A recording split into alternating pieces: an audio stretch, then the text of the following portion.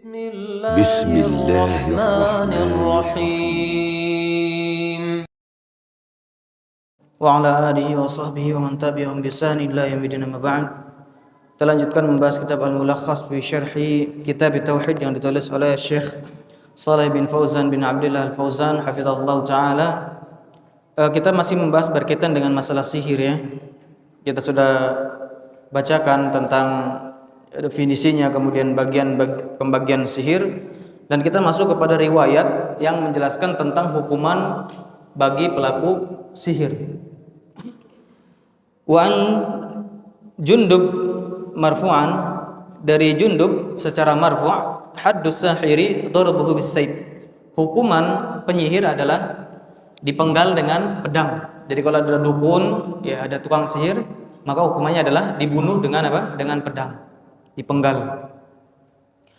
Rawahu Tirmidzi, diriwayatkan oleh Al-Imam Tirmidzi, wa qala as-sahih annahu mauquf, dan yang sahih riwayat ini adalah mauquf. Mauquf ya, yang sahih riwayat ini adalah mauquf. Barakallahu fikum. Di sini tidak dijelaskan ya dari barakallahu fikum, dari sahabat Jundub tentunya, dari sahabat Jundub. Jadi yang sahih ini mauquf. Mauquf itu apa? Hadis yang disandarkan kepada sahabat. Artinya ini ucapannya sahabat, bukan ucapan Nabi sallallahu alaihi wasallam. Dan ucapan sahabat yang sahih, walaupun ada khilaf di sini, bukan hujjah. Paham di sini? Jadi nggak bisa secara mutlak semata-mata karena itu ucapan sahabat langsung kita terima, enggak. Sampai apa? Sampai kita temukan bahwa ucapan itu yang pertama masyhur, terkenal di kalangan sahabat, dan tidak ada pengingkaran. Maka bisa kita jadikan hujjah karena itu adalah ijma' sukuti. Ijma' sukuti. Tapi kalau misalkan ucapan itu bukan ucapan yang masyhur di kalangan sahabat, ya bisa jadi tidak ada yang mengingkari karena memang ya itu ucapan tidak masyhur. Bisa jadi sahabat yang lain nggak dengar, makanya nggak ada pengingkaran. Ya. Taib. Wa fi Sahih Al-Bukhari, dalam Sahih Bukhari, an Bajalah bin Abadah, dari Bajalah bin Abadah qal, ia mengatakan, kataba Umar bin Al-Khattab, Umar bin Khattab menulis, aniqtulu kulla sahirin wa sahiratin, untuk setiap penyihir itu dibunuh, laki-laki dan perempuan. Qal faqatalna thalatha sawahira, maka kata Bajalah bin Abadah, kami pun telah membunuh 3 penyihir. Nah ini fatwanya Umar bin Khattab. Jadi Jundub bin Junadah ya, Umar bin Khattab berpendapat bahwasanya hukuman pelaku sihir atau dukun adalah dengan dibunuh. Wa sahha an Hafsah radhiyallahu anhu, demikian juga sahih dari Hafsah radhiyallahu anha, annaha amarat bi qatli jariyatin laha, bahwasanya beliau memerintahkan untuk membunuh jariyatin laha, saharatha, yaitu jariyah itu bisa kita katakan hamba ya, hamba sahaya, budak perempuannya yang telah menyihir Hafsah. Faqutilat, maka dibunuhlah budak tadi. Wa kadzalika sahha an Jundub, demikian juga telah sahih dari riwayat Jundub bin Junadah. Qala Ahmad, kata Imam Ahmad, an salasatin min ashabin Nabi sallallahu alaihi wasallam. Ya, Imam Ahmad mengatakan ini pendapat diriwayatkan dari 3 dari sahabat Nabi. Artinya apa? Ya, sepertinya ini pendapat yang masyhur. Ya, sepertinya ini pendapat yang masyhur bahwasanya hukuman bagi pelaku sihir adalah dengan dipenggal.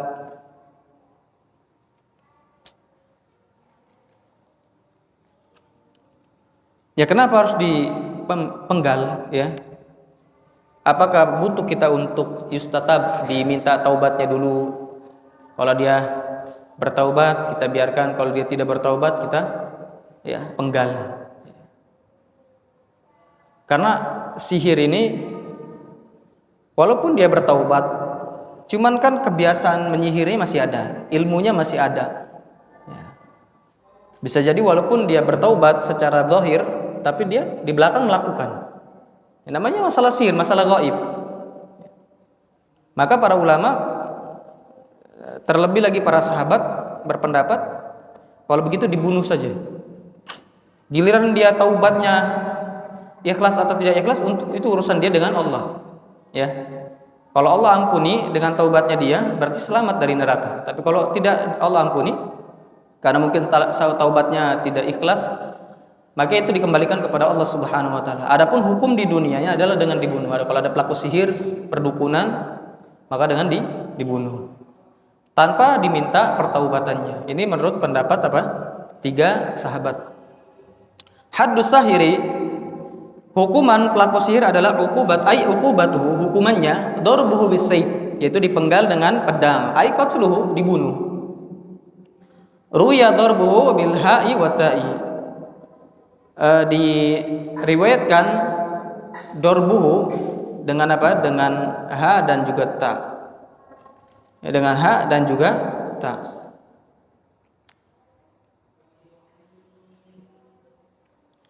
Jadi bisa mungkin bacanya dorbuhu ya, atau duribats gitu ya, duribats. Mauqufun ay min kalamis sahabi la min kalamin nabi. Artinya apa? Bukan dari kalamnya nabi tapi kalamnya sahabat, ini pendapatnya sahabat. Makanya ada khilaf ya.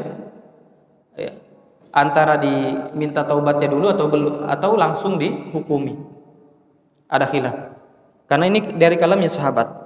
An salah satu min ashabi Rasul sallallahu alaihi wasallam, dari 3 sahabat Rasul sallallahu alaihi wasallam, hum Umar wa Hafsah wa Jundub. Munasabatul athari lil bab, kecocokan asar ini untuk bab adalah anna fiha bayana haddis sahir bi annahu al-qatl. Bahwasanya dalam asar ini terdapat penjelasan hukuman penyihir, bahwasanya adalah dibunuh. Mimma yadullu ala izami jarimati sihri, menunjukkan kepada bahwasanya besarnya kejahatan sihir. Orang kalau menyihir itu luar biasa kejahatannya. Bisa membunuh, bisa membuat gila, bisa membuat cerai, ya, dan seterusnya. Makanya luar biasa. Kejahatannya sungguh besar. Wa annahu minal kabair, dan termasuk dari dosa besar. Ya. Dan yang dimaksud dosa besar di sini adalah dosa syirik. Karena pasti ada apa? Ada pertolongan terhadap syaitan. Ma yustafadu minal athar, apa yang bisa diambil faidah dari asar ini? Al-ula, yang pertama, bayanu haddis sahir wa annahu yuqtal wa la yustatab. Menjelaskan bahwasanya hukuman penyihir itu dibunuh, tidak diminta pertaubatannya. Enggak harus diminta taubat atau enggak.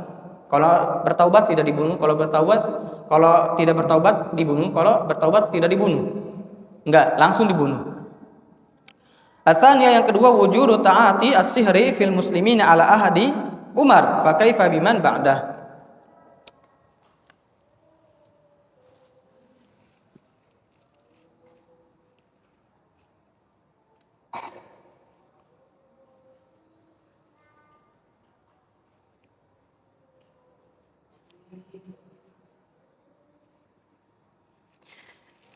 Taib. Jadi yang kedua, faidahnya adanya praktek sihir di kalangan kaum muslimin di zaman Umar bin Khattab. Maka bagaimana praktek sihir setelahnya? Orang setelahnya pasti banyak. Di zaman sekarang banyak. Bahkan dukun sendiri sudah dianggap ulama, ya, dianggap ustadz, dianggap alim, dianggap wali Allah dan seterusnya. Menunjukkan apa? Praktek sihir atau perdukunan di zaman sekarang apa? Lebih parah dibandingkan dengan zaman dulu, dan orang-orang banyak tertipu. Jadi ini sihir ya. Tatkala 3 sahabat ini berpendapat bahwa pelaku sihir itu dibunuh, ini bukan bukan hal sepele ya. Melakukan dibunuh. Pelaku sihir jadi nggak ada lagi dispensasi, apakah di penjara, apakah disuruh taubat dan seterusnya, tapi dibunuh, sama dengan apa? Pelaku zina, ya, pelaku zina yang sudah menikah. Ya, dibunuh. Atau orang yang membunuh seorang muslim secara sengaja, sama dengan pelaku sihir juga. Menunjukkan apa? Ini sangat besarnya dosa sihir. Ya, luar biasa kalau kita praktekkan ini ya, riwayat ini. dan pendapat ini. Banyak orang dipenggal di Indonesia ini. Banyak dukun masalahnya. Ya, luar biasa. Dan harusnya barakallahu fikum mereka yang melakukan praktek perdukunan dan sihir ini, kalau mereka membaca riwayat-riwayat ini luar biasa ya, harusnya takut mereka.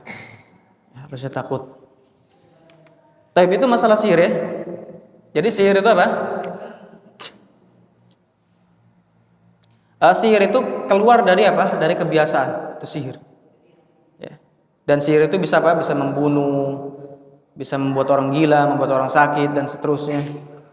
Dan yang namanya sihir barakallahu fikum itu pasti ada pertolongan dari syaitan. Pasti ada pertolongan dari syaitan. Makanya dianggap sebagai syirik karena meminta pertolongan kepada selain Allah. Tapi kalau misalkan tidak ada pertolongan syaitan, ya trik, itu masuknya adalah penipuan. Masuknya adalah penipuan. Dan hukum dipenggal kepalanya ini adalah sihir yang ada unsur kesyirikannya tadi, yang bisa membunuh, yang bisa menyakiti dan seterusnya. Adapun kalau sihir itu hanya penipuan, jenisnya trik-trik gitu, itu tidak sampai itu ya. Itu hukumannya adalah ya termasuk dosa besar saja. Ya. Karena tidak apa? Tidak barakallahu fikum, tidak menyakiti orang yang disihir tadi. Dia cuma apa? Cuma memberikan khayalan saja. Atau trik ya, namanya trik ya. Enggak ada pengaruh untuk yang disihir, enggak ada pengaruhnya. Dia cuma trik aja. Kepintaran, kecerdasan. Barakallahu fik. Atau sihir-sihir yang takhyili. Kan sihir ada dua ya, yang hakiki, yang memang orang yang disihir itu merasakan, atau yang takhyili, khayalan saja. Nah ini juga pasti ada bantuan syaitan. Gak mungkin batu bisa jadi monyet, ya enggak? Orang dipenggal kepalanya nggak mati, nyambung lagi, nggak mungkin. Melainkan apa? Ada bantuan syaitan di situ. Jadi menghayalkan apa? Menghayalkan orang-orang, mata-mata orang yang memandang, tapi sehakikatnya nggak ada. Jadi batu itu biasa aja, nggak berubah sebetulnya. Cuman bagi orang yang melihatnya itu berubah, padahal nggak berubah. Secara hakikat nggak berubah. Makanya disebut dengan sihir takhyili. Ya. Hukumnya bagaimana? Kalau kita lihat dari barakallahu fikum, dari riwayat ini, mereka menyebutkan secara mutlak ya, penyihir, intinya penyihir. Ya. Dan sihir terbagi dua, yang takhyili dan hakiki. Maka dua-duanya sama. Dihukumi sebagai apa? Dipenggal. Dua-duanya dipenggal. Ya. Dipenggal. Barakallahu fikum.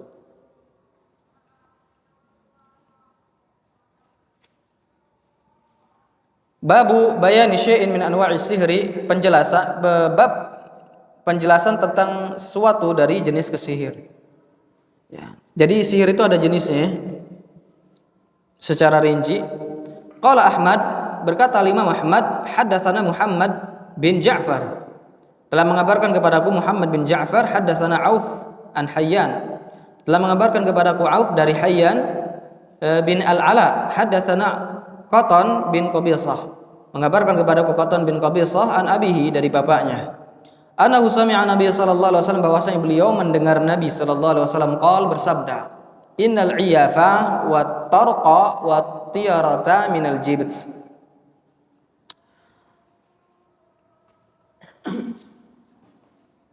Sesungguhnya iyafa, nanti dijelaskan ya, iyafa wat tiyara termasuk dari jibt.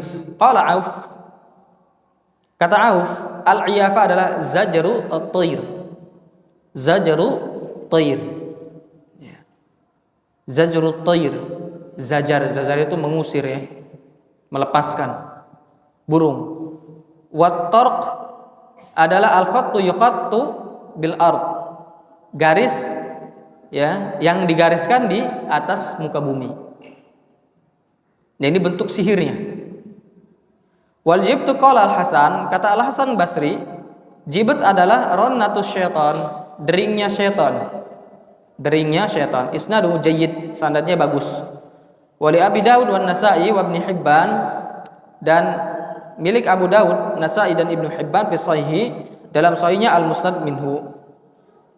Ya, Al-Musnad minhu. Ya, hadis musnad itu apa? Hadis yang disandarkan kepada Nabi secara apa? Bersambung. Secara bersambung itu namanya musnad, khusus untuk Nabi sallallahu alaihi wasallam. Ya. Jadi hadis yang bersambung kepada Nabi sallallahu alaihi wasallam itu adalah musnad, dan musnad tidak harus sahih. Ya, tidak harus sahih. Adapun muttasil ini lebih umum. Intinya riwayat yang bersambung, bisa bersambung kepada Nabi, kepada sahabat, kepada tabi'in, atba'u tabi'in dan seterusnya. Itu disebut dengan muttasil. Tapi kalau sudah musnad, berarti khusus bersambungnya kepada Nabi dan tidak disyaratkan sahih. Munasabatu hadzal bab li kitab tauhid, kecocokan bab ini untuk kitab tauhid adalah annal musannif rahimahullah, bahwa musannif rahimahullah lamma dzakara fil bab, tatkala beliau menyebutkan dalam bab ini alladzi qabla hadzal sihra, yang sebelum ini adalah as-sihra, menyebutkan tentang sihir. Jadi beliau menyebutkan sihir secara umum, kemudian menyebutkan secara khusus. Dzakara fi hadzal bab syai'an min anwa'ihi, beliau sebutkan dalam bab ini sedikit dari jenis sihir, ya.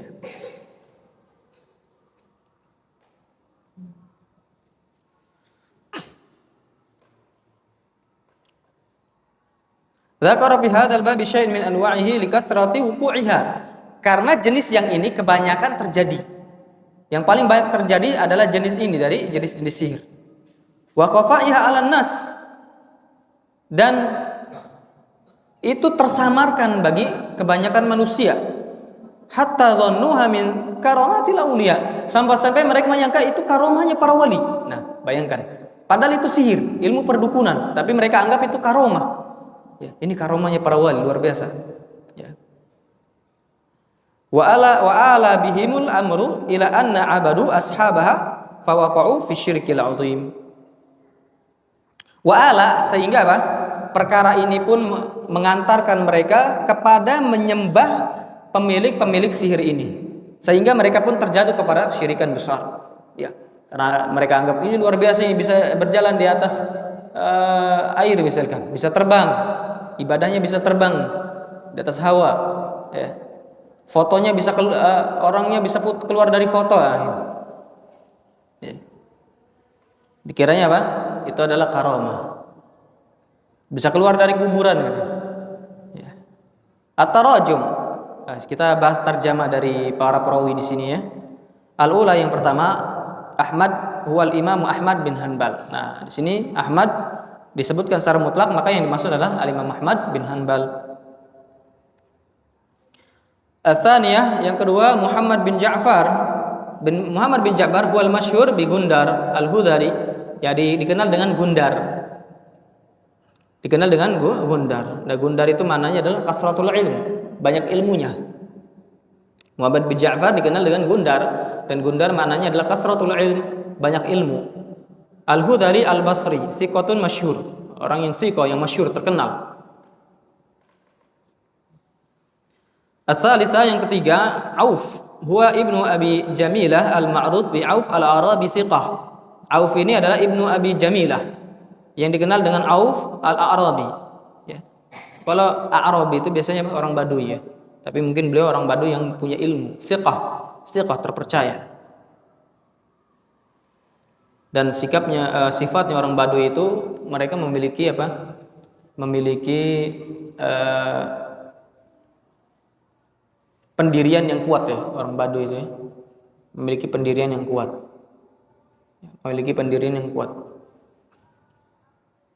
Jadi ada kisah, ya, orang Baduy itu mau beli kayu, harganya itu miliaran kalau misalnya di Saudi.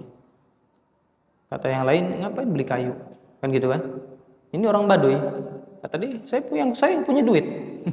Itu menunjukkan pendirian mereka kuat.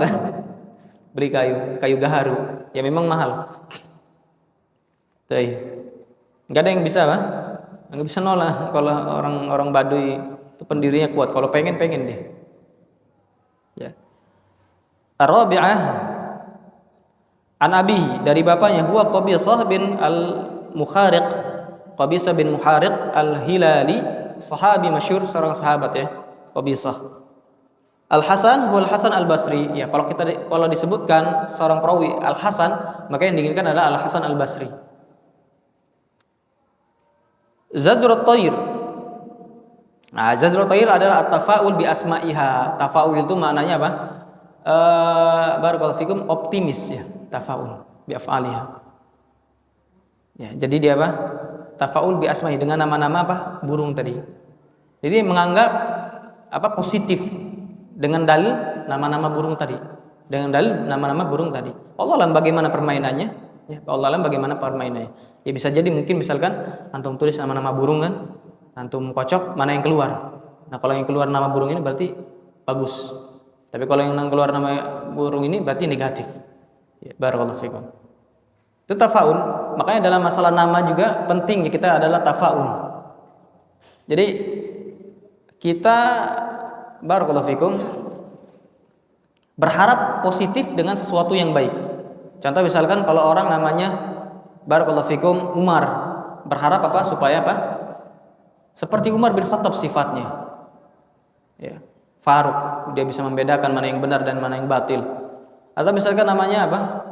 Barakallahu fikum Muhammad, ya, dia berharap supaya akhlaknya sama dengan Nabi kita Muhammad SAW. Itu namanya tafaul. Ya. Nah, ini demikian.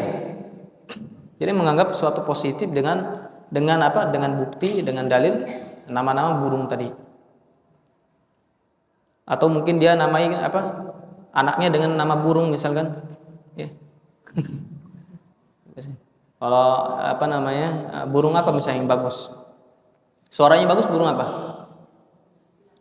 Kutilang, iya. Yang bagus apa burung? Murai. Nah, misalkan anaknya namanya Murai supaya suaranya bagus. Kayak burung pas lahir dia bagusnya pas ini aja nyebutin apa ngikutin suara burung baru bagus dia. Nah, barakallahu fikum wa aswatiha, dan suaranya. Nanti kalau misalkan ada burung suaranya begini, oh berarti ini bagus nih. Besok menang kan gitu kan. Ya, kalau memang itu ada pertandingan misalkan. Atau ini burungnya suaranya besok kalah ini, enggak usah bertanding. Nanti bertandingnya. Sampai apa? Sampai burungnya bersuara begini nanti baru kita besoknya bertanding. Enggak ada. Kalau kita permainnya dulu apa? Ngitung suara tokek deh. Kalah menang, kalah menang, kalah menang. Nah, di mana berhentinya? Kalau berhentinya di kalah nggak bisa. Besok nggak usah lagi. Besok nggak usah tanding. Kalau berhentinya menang nggak bisa tanding. Ternyata kalah juga. Nggak ada. Anak dulu gitu. Ada kompetisi kan? Kompetisi bola kan? Ada tokek bunyi, diikutin. Kalah menang, kalah menang, kalah. Menang maksudnya, menang. Oh menang, besok kita menang. Kalah juga. Banyak lagi kalahnya. 5-0. Wa mardiha, dan tempat lewatnya.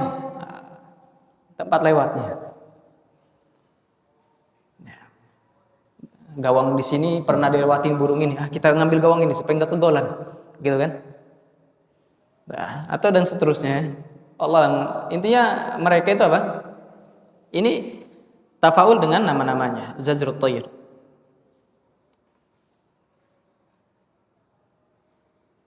Minal jibat, termasuk dari jibat, yaitu min a'malis sihir. Ternyata itu termasuk dari amal-amalan sihir. Ya, termasuk dari amalan sihir. Kalau kita menganggap optimis tadi itu termasuk dari tiarah ya, tiarah. Ya, termasuk dari tiarah. Tapi kalau kita gunakan tadi ya, jenis-jenis yang tadi itu dengan burung ya. Kita gunakan untuk sesuatu untuk tujuan misalkan, itu mungkin termasuk sihir. Apa contohnya misalkan? Contoh yang suka bawa burung hantu itu ya. Tukang sulap yang suka bawa burung hantu itu. Ya, si master tadi. Nah, itu mungkin ini contohnya ya. Zajrut Tayr. Jadi kalau dia mau main sulap itu harus bawa burung dia. Makanya sekarang burungnya mati katanya. Antum lihat nggak pernah bawa burung lagi, nggak ada lagi sulap-sulap deh. Yang ada dia main ini, main apa? Kamehameha. Sama ini, sama siapa? Nah, Gus itu ya. Nah, main kamehameha deh. Jadi nggak bisa, ya antum lihat dah, luar biasa. Tuh mainan anak-anak dulu ini, anak kecil, mainan anak kecil. Ya mungkin karena burungnya mati tadi. Itu termasuk dari apa? Itu amalan penyihir itu. Bawa burung ya, bawa segala macam binatang-binatang gitu.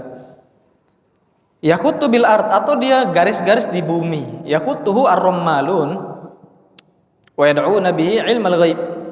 orang peramal, ya peramal garis-garis. Nah, garis itu bisa apa? Bisa di bumi atau bisa di tangan antum. Ya enggak? Ini begini nanti anaknya banyak misalkan. Oh, begini nanti jodohnya deket. Nah, paham di sini?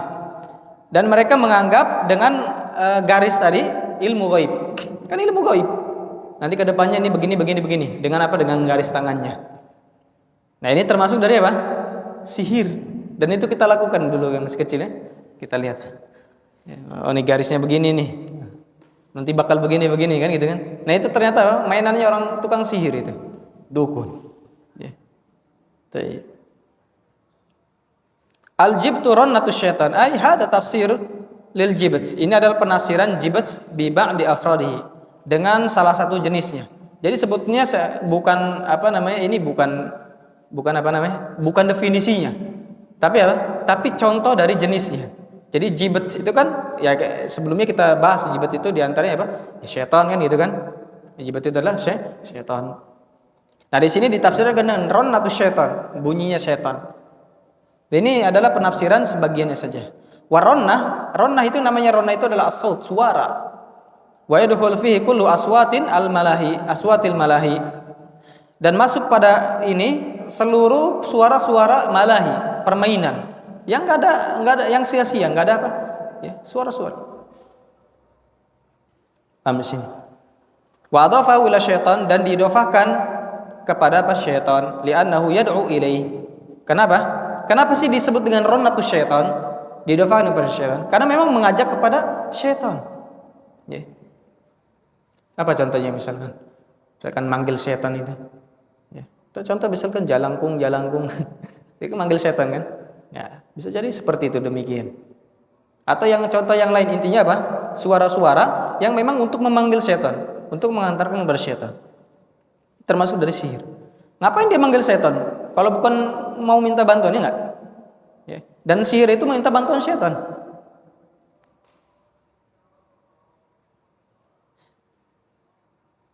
Waliba Daud ila akhir ay anna haula'i rawau, bahwasanya mereka meriwayatkan al hadis waqtasaru alal marfu', dan mencukupkan kepada yang marfu' dari Nabi sallallahu alaihi wasallam.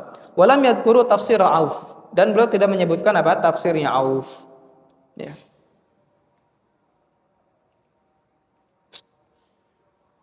Munasabatul hadis lil bab, kecocokan hadis ini untuk bab adalah bayanu annal iyafa wa tarqa wa tiyarah minal jibts. Bahwasanya iyafa, tarqa dan tiyarah termasuk dari jibts alladhi huwa sihru, yaitu sihir al munafilu tauhid, yang menafikan tauhid. Apalagi contoh misalkan. Ya. Termasuk juga ya ikhwan barakallahu fikum, misalkan antum mau main bola dikasih air. Nah, air ini nanti antum rahupin, cuci muka antum pakai air ini, kemudian kakinya dikasih air ini supaya apa? Supaya kuat kakinya, supaya menangan. Nah, sama masih dilakukan oleh orang-orang yang nggak ngerti. Itu termasuk dari amalan penyihir, dukun. Ya. Walaupun secara hakikat nggak juga jitu sebetulnya. Kemarin misalkan anak pernah pas pulang kampung itu diajak main bola kan, ya. Dikasih nih tadi tuh air tadi, anak nggak pakai, ya, anak nggak pakai, anak pakai paling nggak, anak yakin ya buat minum aja, mending minum daripada di ini, tapi anak nggak yakin, ya. Dan bagusnya nggak usah diminum, nantinya dibilangnya apa, ini dia juga percaya kan gitu kan, kalah juga ternyata, banyak juga kalahnya, dan ada juga yang bengkak kakinya. Kan bikin kuat katanya, bengkak pula kaki. Dukunya kan ini juga, dukunya apa ikut nonton dia. Katanya dia langsung beralas kan setelah itu. Banyaklah alasannya. Karena dalam hati mana ada itu, enggak ada apa namanya? Ritual-ritual perdukunan. Taib. Jadi menafikan tauhid ya. Karena memang dia apa? Meminta pertolongan kepada Allah, berarti percaya kepada selain Allah, ya. Dan yang namanya dukun atau tukang sihir itu pasti menjadi budaknya setan. Nggak mungkin setan mau membantu, kecuali harus menjadi budak dulu, harus ngikutin. Makanya ada yang namanya ritual-ritual apa? Ya mungkin kalau dia punya kerisnya dimandikan darah gitu kan. Kalau dia mandi kembang dan seterusnya, itu kan ritual apa? Yang diperintahkan oleh setan. Ma yustafadu minal hadis, yang bisa diambil faedah dari hadis ini, al-ula, yang pertama, tahrimu iddi'ai ilmil ghaib. Haram mengklaim tahu ilmu ghaib, haram. Ya. Karena tidak ada yang tahu perkara yang gaib kecuali Allah Subhanahu wa taala. Adapun para rasul, ya, itu diberitahu oleh Allah Subhanahu wa taala. Diberitahu. Sejatinya mereka tidak tahu. Malaikat juga enggak tahu. Pokoknya enggak ada yang tahu kecuali Allah Subhanahu wa taala. Li'annahu yunafi tauhid, karena itu menafikan tauhid. Karena itu menafikan tauhid. Makanya seringkali ya kisah-kisah berkaitan dengan orang yang menganggap tahu perkara yang gaib, ya. Ada kisah disebutkan, ya, dia meyakini perkara yang gaib, ya. Akhirnya diajak debatnya. Dan yang barakallahu fikum, kalau nggak salah Syekh Albani ini, ya, kata beliau, saya mau berdebat tapi dengan 3 syarat. Ya. Kata orang yang mengaku mengetahui hal gaib, apa syaratnya? Lah, kok nggak tahu? Kata tahu hal gaib. Nah, intinya apa? Tipu-tipu, ya. Nggak ada deh. Syaitan sendiri yang hanya tahu hal gaib adalah Allah. Syaitan juga nggak tahu. Mereka tahu itu karena memang mereka mencuri berita. Syaitan sendiri nggak tahu. Ya. Makanya kadang orang nah kemarin ada lagi, ya, peramal katanya akan terjadi apa? Kiamat tanggal 29 Juli kemarin. Juni. Sekarang kan Juni. Nah, Juni 29 Juni kan? Nah, sekarang keramitnya lewat. Kata dia, ini apa namanya? Diralat lagi katanya. Bukan 29 Juli, tapi nanti katanya. Agustus apa? Agustus katanya. Itu peramal dari India. Ya. Lucu-lucu lagi. Dulu ada katanya, ya, bulan 2012 tanggal 12 sampai sekarang tanggal 2024. Sampai dibikin film lagi. Ya. Orang mungkin sudah siap-siap itu, ya, sudah siap-siap bikin ini, bikin itu, bikin. Luar biasa. Taib, asaniyah, yang kedua, tahrimut tiarah atau tairah. Haram tairah tadi, ya, kita mengadu nasib kepada sesuatu selain Allah. Intinya tairah ini enggak hanya berpatok kepada burung, enggak, ya, seluruhnya. Benda misalkan, ya. Ya, bahwasanya kalau anak pakai gelang ini nanti terhindar dari penyakit atau akan menyembuhkan penyakit dan seterusnya. Ya. Tapi kalau dia anggap itu hanya sekedar sebab, kita lihat kalau memang bisa diuji secara kesehatan, memang masuk sebabnya, bisa menjadi sebab misalkan, itu maka bukan apa? Bukan kesyirikan, ya. Sebab yang mubah, enggak ada masalah. Atau kita lihat ternyata secara syariah ada sebabnya, seperti ruqyah kan? Itu kan sebab. Adapun yang menyembuhkan Allah, ini enggak ada masalah, berarti syar'i, boleh. Tapi kalau misalkan kita jadikan itu sebagai sebab, tidak bisa diuji secara syariah atau ilmu kedokteran, maka ini masuknya adalah syirik kecil. Nah, kalau kita yakini itu bukan sebab, tapi itulah yang menyembuhkan, ini syirik besar. Nah, bi anwahiya li'annaha tunafi tauhida au kamalah. Karena itu menafikan tauhid atau kesempurnaan tauhid. Tidak sampai menafikan seluruhnya, tapi kesempurnaan tauhid. Ya seperti tadi, ya, termasuk dari syirik kecil kalau dia anggap itu sebab saja. As-salisah, yang ketiga, tahrimul malahi bi anwa'iha. Haramnya al-malahi, ya, permainan-permainan dengan segala jenisnya. Itu permainan syirik maksudnya. Li'annaha tunafi ta'atallahi wa kamal tauhidi. Karena itu menafikan ketaatan kepada Allah, dan juga kalau orang bermain-main dengan syirik, dia apa? Dia pasti terjerumus kepada keharaman dan meninggalkan ketaatan. Demikian juga menafikan kesempurnaan tauhid. Ar-rabi'ah annal malahi bi anwa'iha. Bahwasanya malahi, hal yang sia-sia atau permainan-permainan dengan jenisnya. Apa itu jenisnya? Minal aghani, nyanyian-nyanyian. Malahi termasuk hal yang sia-sia, permainan-permainan. Yeah. Wal mazamir, atau seruling-seruling syaitan. Wasairil alatil lahwi, atau seluruh alat-alat lahwi, permainan, hal-hal yang sia-sia. Seluruh alat-alat yang melalaikan. Ya, termasuk juga antum main PS, ya. Malahi itu. Ya enggak? Melalaikan itu. Main PS enggak kerasa, tahu-tahu 4 jam, 3 jam, duit hilang, ya. Belum tidur, besok belajarnya apa? Ngantuk, ya enggak?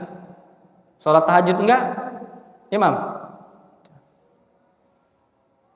Minaron nanti syaitan, termasuk dari deringan syaitan alladzi sya'nuhu kulluhu saddu an sabilillah. Yang mana kondisinya, perkaranya seluruhnya menghalangi dari jalan Allah Subhanahu wa taala. Ya. Antum pas lagi main PS, Mam, ada enggak antum zikir kepada Allah? Sambil muroja misalkan. Enggak kan? Fokus antum ngeliatin monitor sambil ngomong, kalah antum, kegolan ya. Gitu kan? Enggak ada. Yaitu menunjukkan bahwasanya menghalangi seorang dari ketaatan kepada Allah taala. Tapi naktafi bi hadzal qadar, subhanallah wa bihamdika, asyhadu an la ilaha illa anta, astaghfiruka wa atubu ilaik.